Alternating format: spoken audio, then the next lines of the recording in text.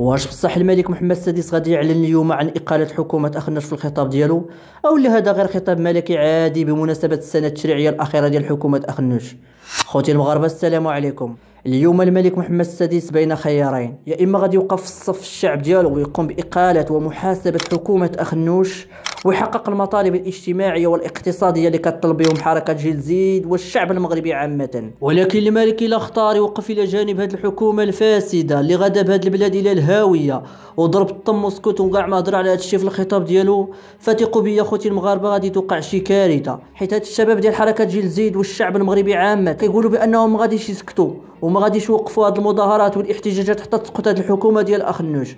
وإلا الملك هملهم وسكتوا كاع ما دا فيهم، هاد الشيء خوتي المغاربة غادي يسبب أن هاد الشباب ما غاديش يبقاو يطلبوا غير مطالب اقتصادية واجتماعية بسيطة، لا لا لا، هاد الشباب غادي يوليو يطلبوا مطالب سياسية. يعني اخوتي المغاربة فثورة جديدة قادمة إلى المغرب. يعني اخوتي المغاربة الاختيار الآن في يد الملك، يا إما غادي يختار يوقف إلى جانب الشعب ومريضنا ما عنده باس، ولكن إلا اختار يوقف إلى جانب هاد الفاسدين فكارثة قادمة إلى المغرب. هذا هو الرأي ديالي اخوتي المغاربة، وانتم شنو بان لكم؟ وما تنساوش تبارطاجيو وتفاعلوا مع هذا الفيديو باش الفكرة توصل، وتابوناو في لاشين باش تدعمونا نستمروا في هذا المحتوى.